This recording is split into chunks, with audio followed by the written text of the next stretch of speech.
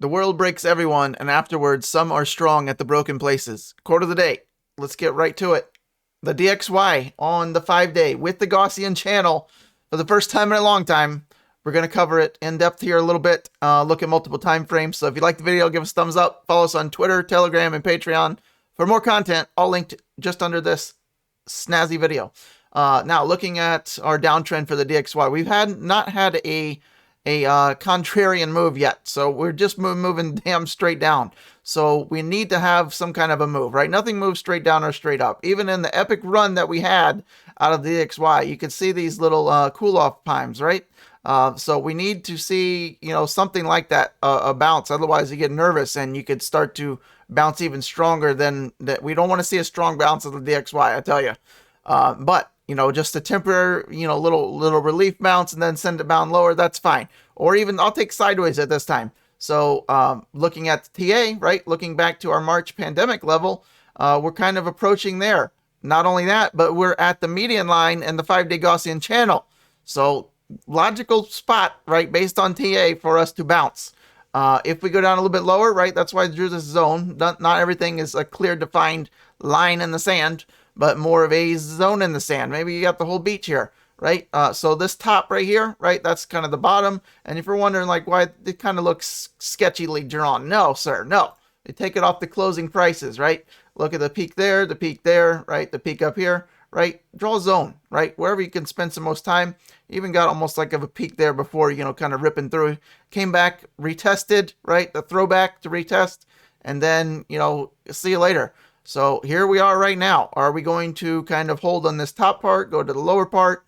The lower part of that 5-day Gaussian is right at 100. So this zone is like 102 to right at 100. So we'll see if we can get there. And then, just have a little bit of a bounce sooner than later. We might not want it, but sometimes it's healthier just to take your medicine and then we can send it back lower, right? You don't want to just be running marathons when you're sick, right? Going down and you're just going to make yourself worse, right? So here we go. I don't know where that analogy came from. So that's what we're looking at on the 5-day. So let's look at the daily, see if we got anything different. Looking kind of similar on the daily. Anytime you can go across multiple time frames and the levels are still looking strong based on the chart, right? It's even more significant, right? But the weakness is we're under the 200-day, right? We're in a super downtrend. We made a lower low. We even made a video about this as it was happening. This was a huge warning. First time in 500 plus days, we made a lower high. And then we also made a lower low just before that, right? Back in October, we made that video. So check that out if you want to see it. So now we're down here, right? We're at this zone. A bounce, where could we go, right? Well, the logical place, maybe 105 under that 200-day. Oftentimes when major kind of moving averages are broken, you get a kind of a relief rally to that level. So we'll see if we can see that. That might also be about where the median line on the daily Gaussian channel would be if we were to do it in the next maybe couple weeks or so, right? Give this some time to play out. We might even, cut through the top of this and go down to the 100 mark. We'll see. So that's what kind of we're looking like. Let's take it on this. Let's remove some drawings. Let's take off the Gaussian, clear it up a little bit. And I would say let's move off our moving averages and let me show you something here. So we're looking at go back to the weekly, right? And Heikin Ashi candles, right? We need to focus more on these this time around. Heikin Ashi can show you the momentum of said moves. Look at this. So Heikin Ashi candles are the exact opposite of Japanese traditional candlesticks that we're used to. The wicks will show you the momentum of that move. So a lower wick means the bears are pulling you down, right? The bulls are pulling you up. And you can get these little kind of cool off times, right? But we don't have any we got a brief hesitation here, but note 0 bullish wicks except for 1 week back in the first part of January.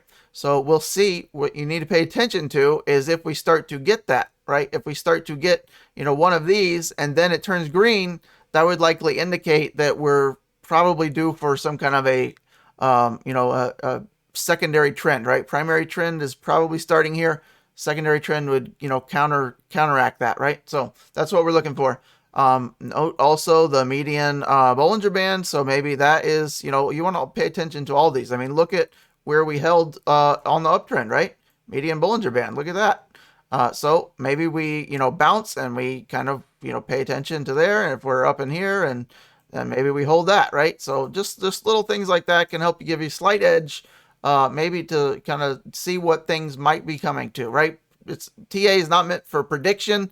It's meant to, track past performance and see what could potentially happen based on the past, right? Past results do not guarantee future, but, TA is just meant to give you a little bit of a heads up on the rest of the people that, pay no attention to it. So that's that. There's the closing prices on the weekly.